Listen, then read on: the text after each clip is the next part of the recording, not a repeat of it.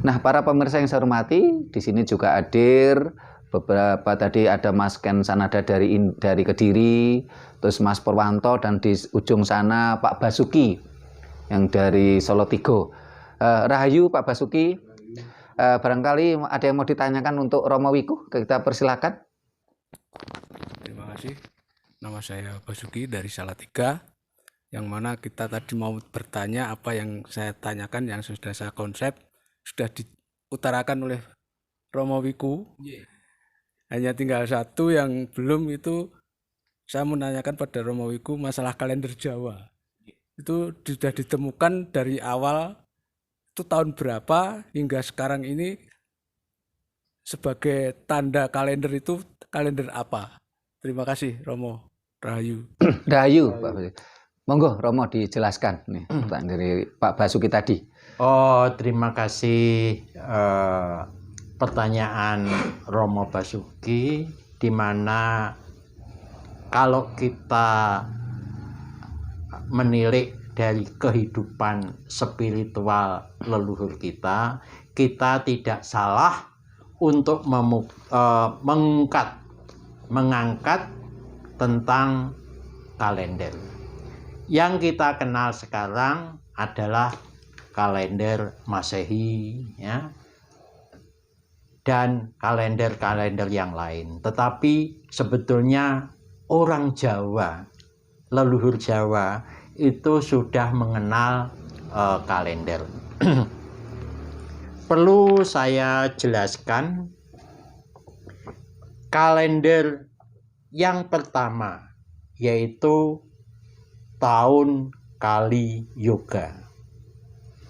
Menurut Diosita, sastra atau astronomi Weda, tahun Kali Yoga terjadi pada tanggal 18 Februari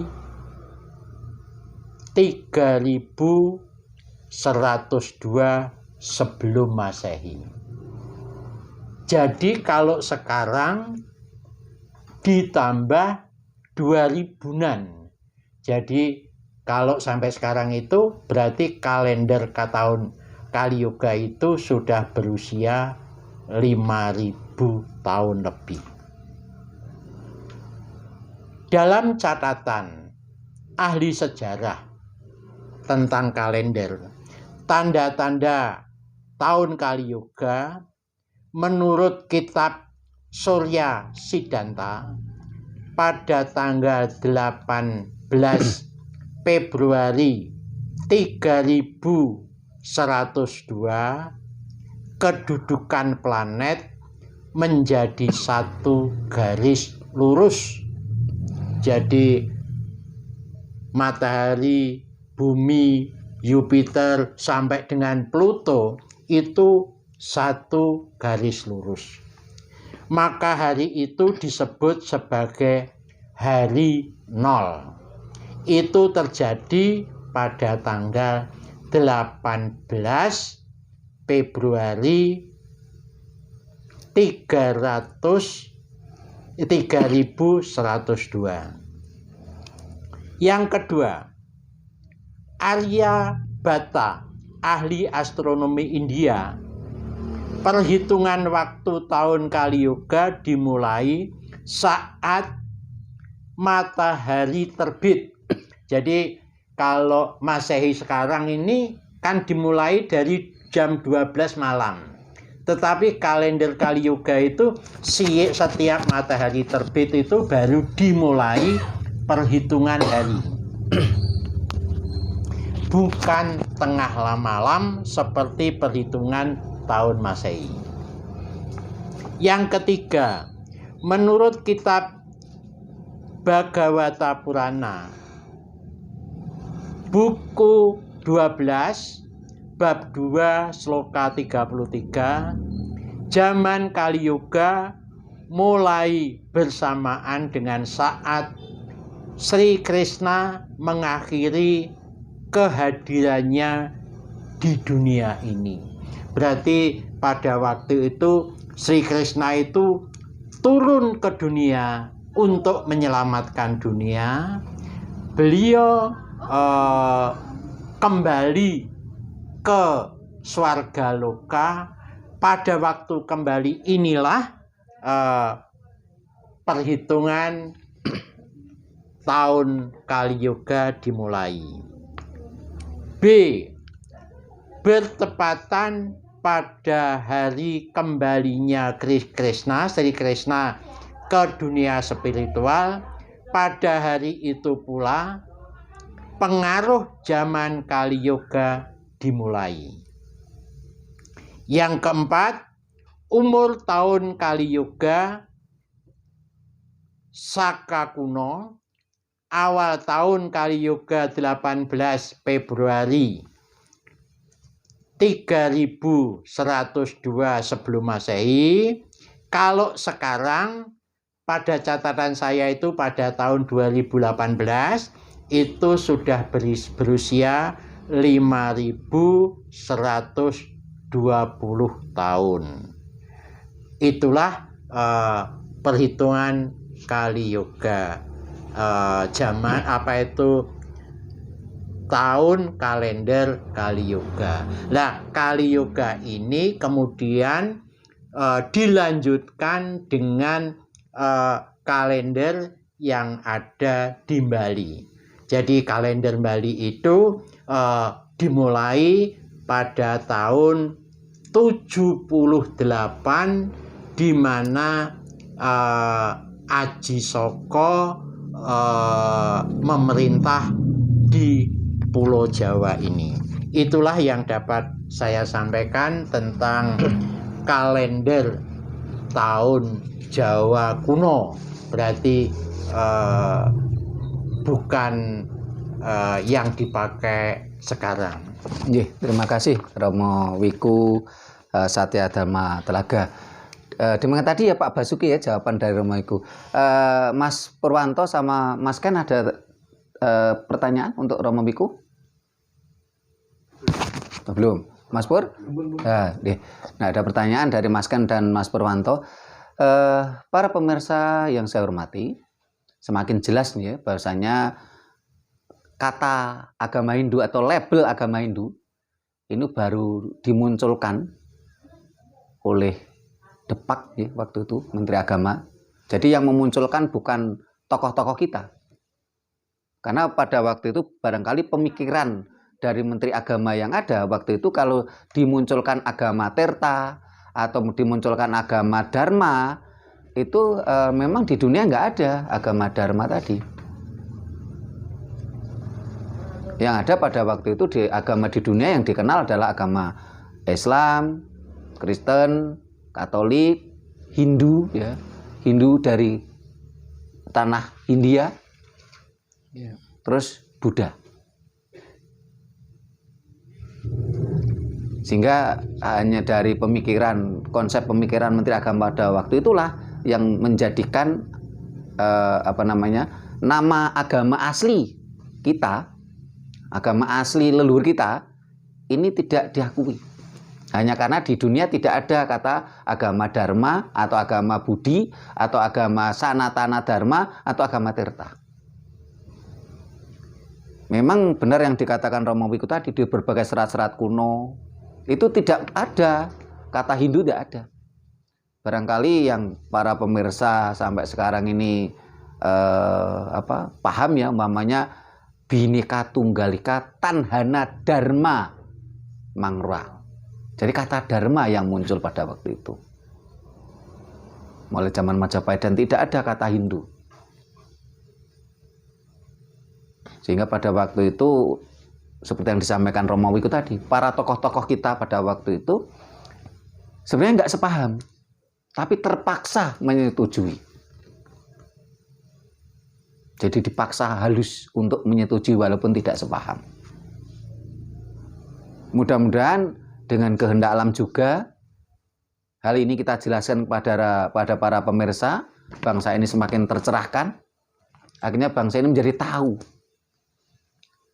Sebenarnya leluhur kita itu sudah meninggalkan sesuatu hal yang sangat berharga untuk keturunannya. Kekayaan alam yang melimpah ruah. Tatanan hidup dan kehidupan yang harmonis antara jagat gede, jagat cilik, mikrokosmos, makrokosmos. Filosofi dan falsafah hidup, tuntunan hidup, ajaran hidup dan kehidupan yang luar biasa. Leluhur kita, saya yakin tidak tega kalau melihat nanti keturunannya ini merusak alam semesta, yang akhirnya malah merugikan diri sendiri. Sehingga ditinggalkan tuntunan-tuntunan yang harmonisasi antara mikrokosmos, makrokosmos. Ajaran ini yang seringkali tidak ditemukan di ajaran lain. Ini yang para pemirsa barangkali terlupakan. Sifat kita memberikan mengingatkan kembali.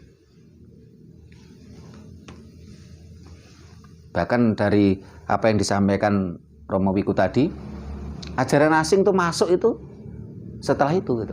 Kalau seandainya pada waktu itu Menteri Agama tidak melabeli, padahal isinya kan ajaran leluhur kita, tapi di label Hindu, barangkali ajaran dari India malah tidak masuk, dan pada waktu itu malah kita yang mewarnai mereka. Nun sewu Romo, ini ketika kita bicara sebuah ajaran ya, atau keyakinan, tentunya yang namanya ajaran itu kan ada semacam garis-garis ya, atau istilahnya tuntunan atau panduan. Nah, panduan ini kalau di dalam ajaran leluhur kita itu dalam bentuk kalau dalam agama Samawi disebut kitab suci gitu ya. Kalau di dalam ajaran kita ini disebut apa ini Romo Wiku, dan bentuknya bagaimana itu tuntunan-tuntunan tadi? Apa yang saya pelajari ya, saya mengambil dari ajaran leluhur kita. Ya. Leluhur kita itu mengajarkan yang namanya 5 kepercayaan. Ya. 5 kepercayaan itu menjadi pedoman hidup kita. Ya. Yang satu, kepercayaan yang pertama, percaya kepada Gusti Ingkang Maha Suci. Ya. Ya. Mungkin lebih dikenal dengan percaya kepada Tuhan yang Maha Esa atau Sang Hyang Widiwasa. Ya. Ya. Ini yang pertama. Ya. Yang kedua, percaya kepada Atman. Ya. Atman itu roh suci. Ya. Supaya kita ini bisa hidup itu karena memiliki roh suci atau Atman. Ya. Nah, inilah. Sedangkan Atman ini berasal dari Tuhan, harus kembali kepada Tuhan. Ya. Sedangkan raga kita, angga sarira kita, berasal dari alam, akan kembali kepada alam. Ya. Jadi kalau raga kita kembali kepada alam, roh suci kita harus kembali kepada Tuhan yang Maha Esa. Ini yang kedua.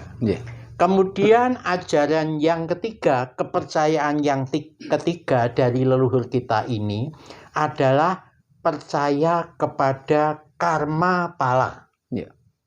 Karma pala adalah siapa yang berbuat baik akan mendapatkan hasil yang baik. Dan siapa yang berbuat tidak baik, dia akan menerima ketidakbaikan itu dari hasil dari perbuatannya. Yang ketiga sudah, kemudian yang keempat.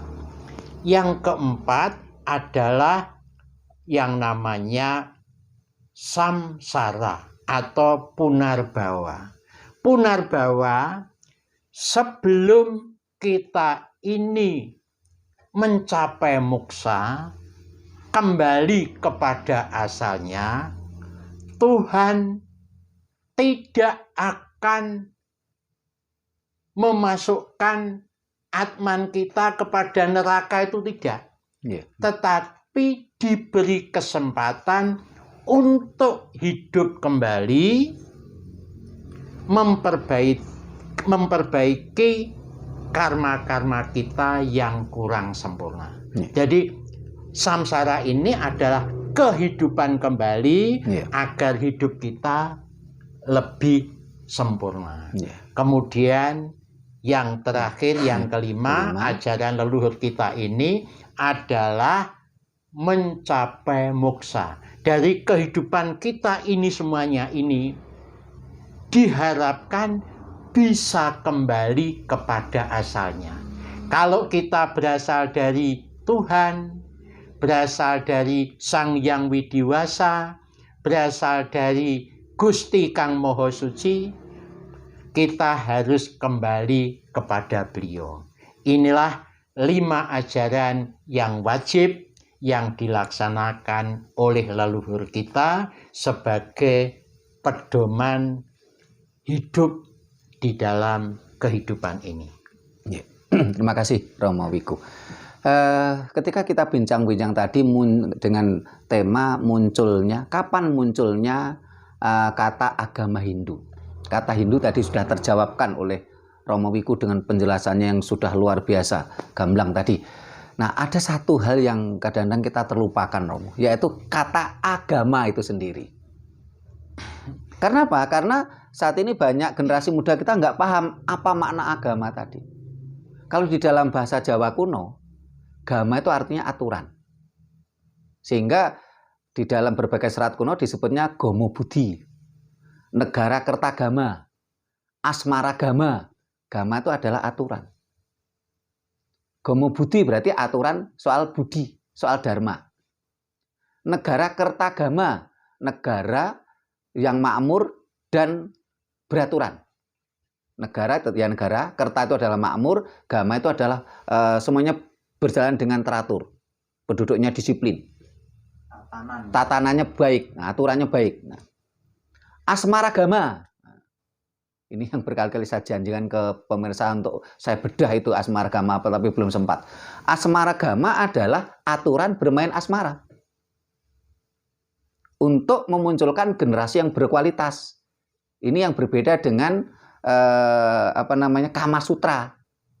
Kalau Kama Sutra itu adalah teknik bermain asmara, kalau asmaragama adalah aturan bermain asmara. Teknik itu ujungnya adalah kepuasan. Kalau Kama Sutra itu ujungnya kepuasan, kalau asmaragama endingnya adalah keturunan yang baik. Gama artinya aturan. Nah, ini barangkali Romo yang menjadi saksi hidup pada waktu itu. Kenapa sih kok Menteri Agama memunculkan kata agama? Padahal tidak, agama aturan. Berarti kan agama berarti tidak beraturan. Apa karena itu sekarang orang-orang yang beragama itu semuanya kacau balau, tidak beraturan begitu, Romo? Barangkali bisa jelaskan nih selaku saksi hidup nih, Romo. Ya, terima kasih. Wah, ini sebetulnya penafsiran atau uraian masalah agama ini memang bermacam-macam menurut mereka mendapatkannya. Sekarang menurut Romo, agama itu di dalam buku panduan Kamus Sanskerta, A itu memang betul, A itu tidak. Sedangkan gam, ya, gam atau gama itu pergi. Gam atau go, ya, itu pergi. Jadi di sini tidak pergi. Di dalam spiritual leluhur Jawa itu mempunyai arti kita itu tidak usah pergi, di sini saja untuk berbakti kepada Sang Hyang Widiwasa. Jadi maksudnya agama ini adalah berbuat baik atau semedi atau merenungkan supaya dekat dengan Tuhan. Ya. Jadi maksudnya begitu. Jadi bukan kita itu memfitnah orang, menjelek-jelekkan orang, ya. Kita itu duduk dengan tenang, dekat dengan Tuhan. Itu maksudnya agama. Tetapi di dalam leluhur Jawa, agama ini bisa dikembangkan. Nah, ada yang namanya agama itu dari kata ambek. Ambek itu adalah suatu cita-cita atau kehendak, itu namanya ambek. Jadi cita-cita kita itu bagaimana? Apa cita-cita itu akan berbuat dengan baik? Gitu. Kemudian ulah. Agama itu dari kata ulah. Ulah itu perbuatan. Orang yang bisa mengendalikan perbuatan itu adalah orang yang terpuji. Ambek, ulah, dan igama. Idep. Idep artinya hati. Jadi hati kita harus kita sucikan supaya menjadi orang yang baik, ya, sehingga apa yang kita kehendaki itu sesuai dengan kehendak Gusti Kang Maha Suci.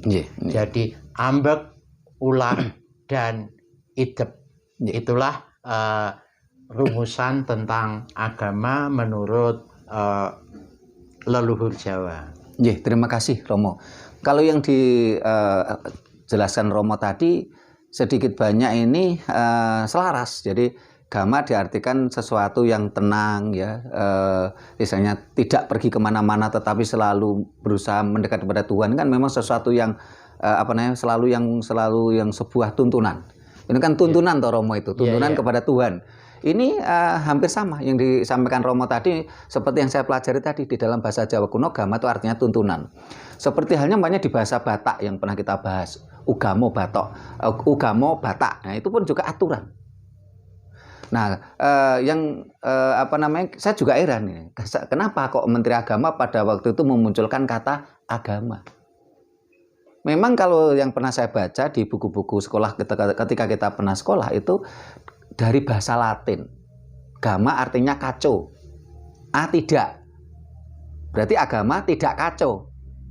Yang kita pertanyakan kepada Menteri Agama pada waktu itu, kenapa yang jadi landasan kok bahasa Latin? Kenapa kok tidak bahasa leluhur kita sendiri?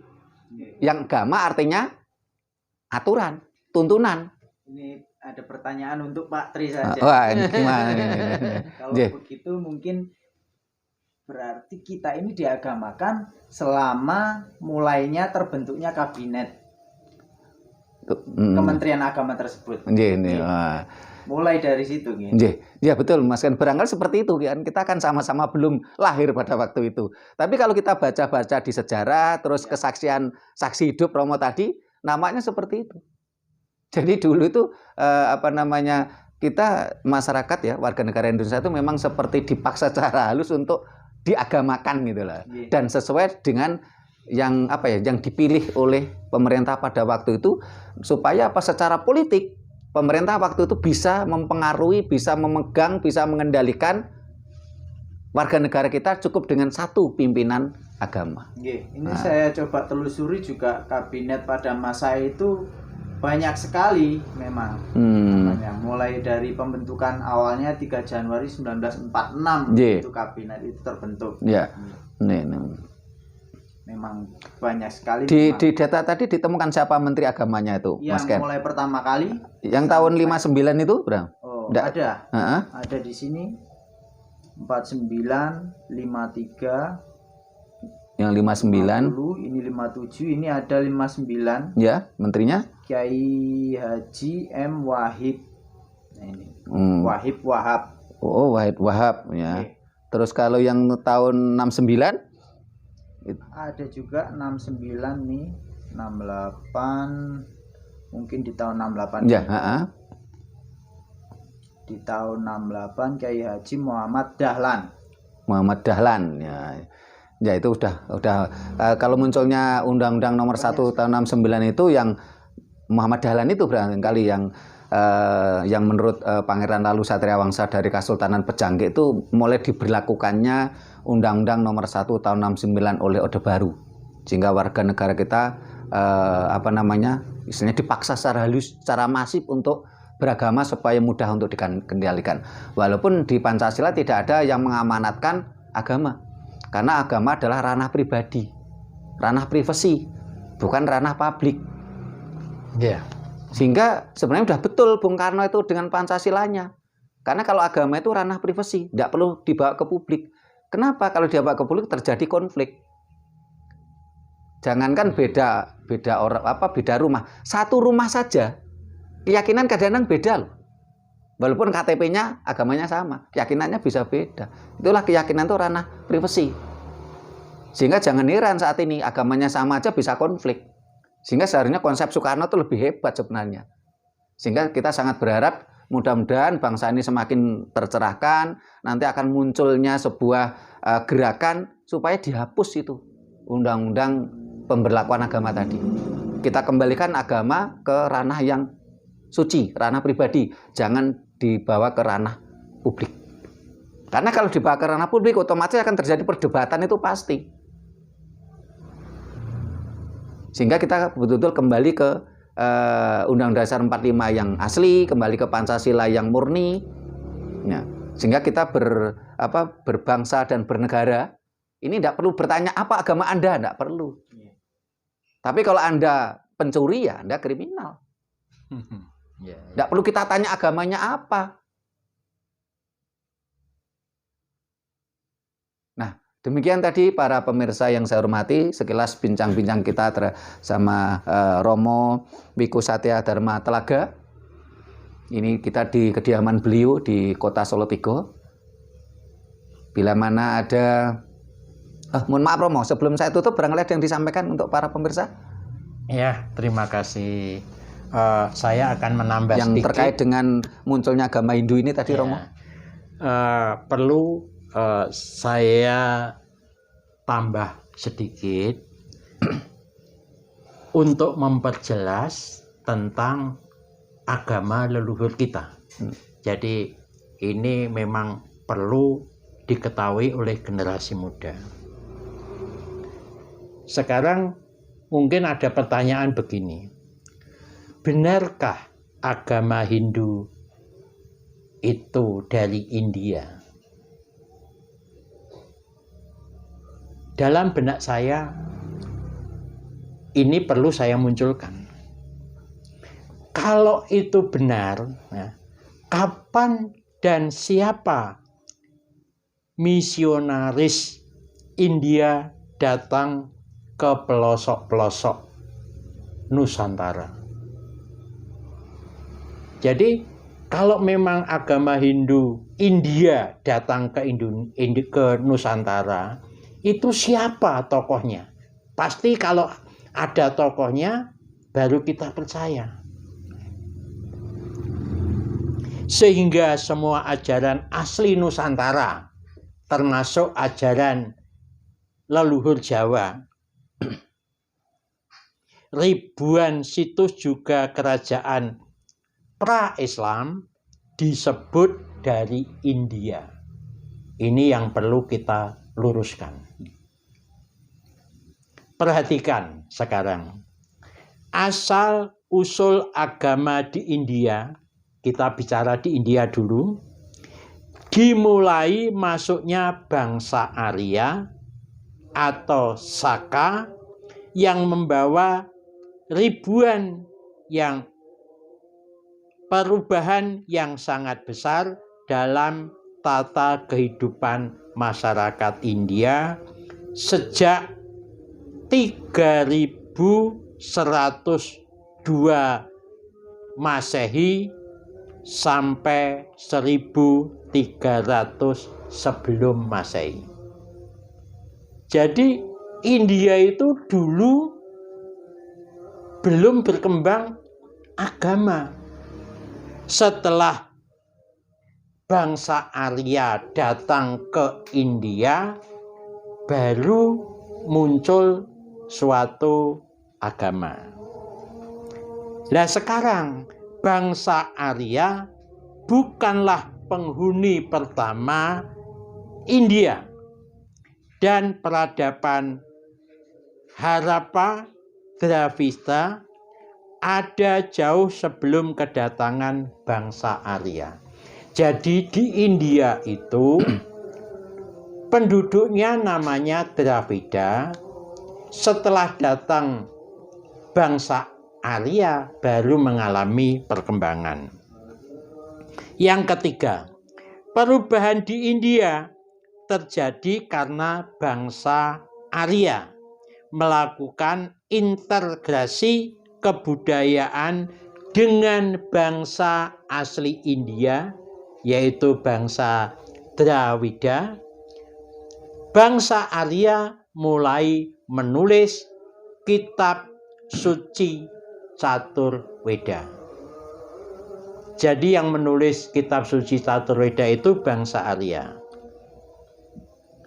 Kalau boleh saya simpulkan, jadi Saka Arya adalah bangsa yang datang ke tanah India, juga melakukan ekspansi, bermigrasi ke Asia Tengah dan Eropa setelah perang Mahabharata, yaitu tahun 3162 sebelum Masehi. Orang Eropa menyebut kaum Saka dengan Scythian. Yang dimaksud Scythian adalah Arya, yaitu leluhur bangsa Indonesia. Jadi leluhur kita itu dulu adalah bangsa Arya. Catatan yang perlu kita garis bawahi, kata Arya itu terekam pada kalimat pembuka prasasti Kalasan yang menyebutkan Namo Bhagavatia Arya Tara Yai. Jadi kata Arya itu terekam pada prasasti yang terdapat pada prasasti Kalasan. Arya adalah leluhur bangsa Indonesia. Nama Sariputra yang menduduki raja di India adalah putra Nusantara, yaitu pelopor cikal bakal lahirnya ajaran India yang kini dilabelkan di Borobudur. Namanya Sariputra, adalah putra dari Ibu Sari di Swarna Bumi Swarnadwipa Nusantara. Jadi pernah yang namanya Sariputra itu putra Ibu Sari yang berasal dari Nusantara. Kaum Saka inilah yang menaklukkan Raja Saliwahara di tahun 78 Masehi.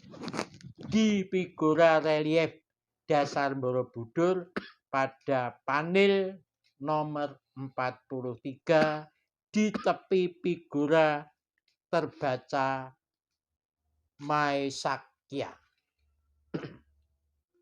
Pembodohan sejarah oleh kolonialis penjajah Belanda, mereka telah melabeling situs-situs di Nusantara menjadi Hindu dan Buddha. Penutup 160 panel relief bagian dasar Borobudur terdapat 12 teks kata swarga tertulis bukan nirwana atau nibbana. Kata swarga adalah kata asli Nusantara. Swarga loka adalah dunia ketiga yang penuh dengan sinar cahaya dan kebahagiaan, yang menjadi tempat tinggal bagi orang-orang suci dalam lontar Putru Pasaji. Disebutkan terdapat alam para dewa-dewi di swarga maneh. Jadi perlu diketahui bahwa bangsa Arya lah yang membawa ajaran leluhur Jawa ke India, bukan sebaliknya. Itulah yang perlu saya sampaikan agar kita lebih cinta kepada tanah air, terutama ajaran leluhur kita, leluhur Nusantara. Terima kasih. Rahayu. Rahayu. Terima kasih Romo Wiku Satya Dharma Telaga. Nah, para pemirsa yang saya hormati, demikian tadi obrolan kita bersama Romo Wiku. Bila mana ada tata krama kami yang tidak berkenan, kata-kata kami ada yang kurang pas, kami mohon maaf. Kami cukupkan sampai di sini dan nanti akan ditutup dengan Kidung Sabdo Palon Nagih Janji Podo 5 sampai Podo 10 oleh Mas Ken Sanada dari Kediri. Terima kasih, sampai jumpa di kegiatan Lembaga Pengkajian, Pelestarian dan Pengembangan Budaya Nusantara Rakat Prasojo di lain kesempatan. Rahayu. Rahayu.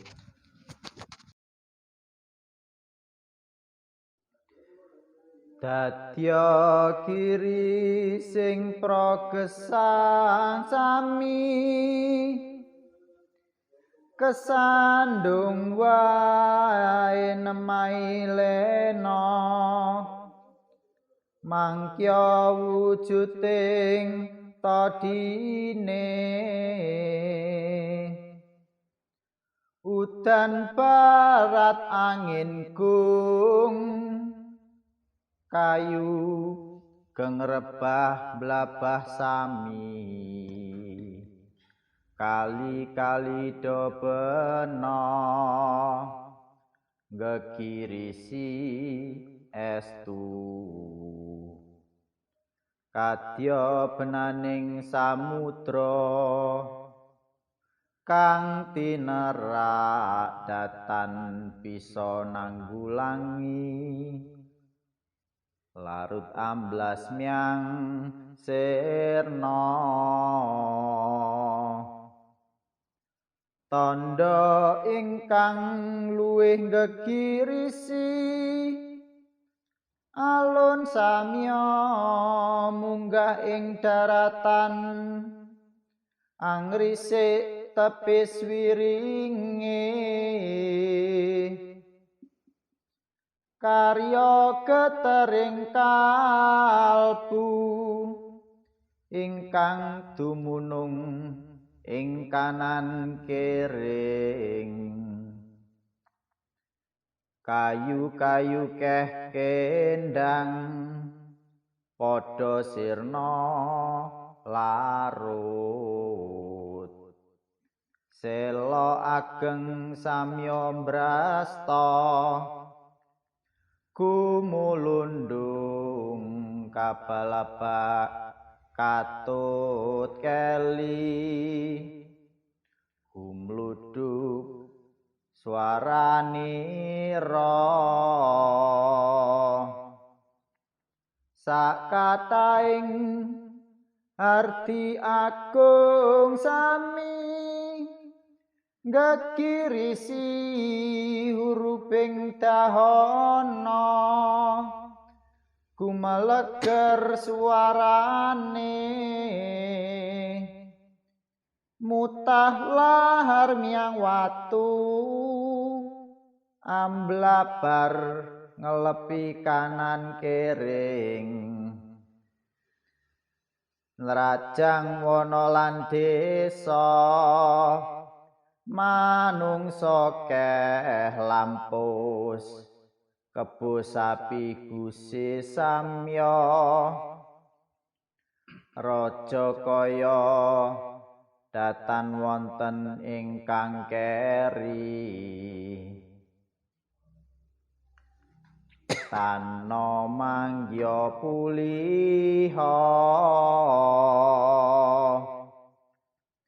wasana sanget horking bumi ana lindu ping 7 sedina karya angrusak jalmane donela sitinipun berkasaan samya angeksi anyarat sagung jalma samya pating gluro kathah ingkang nandhang raga warna-warna panggoda lawan sesakit langka waras lena lah mangkya karya tetenger neki ing wang prapta ananing nusa Jawa maujud tengah rakyate kinanti anak putu wujud berkasaan miang demit sun sebar kawruh ingkang nyata gama tuhu maruhna marang makrifat kami budi nengih Islam kang sejati agama nyosang sukma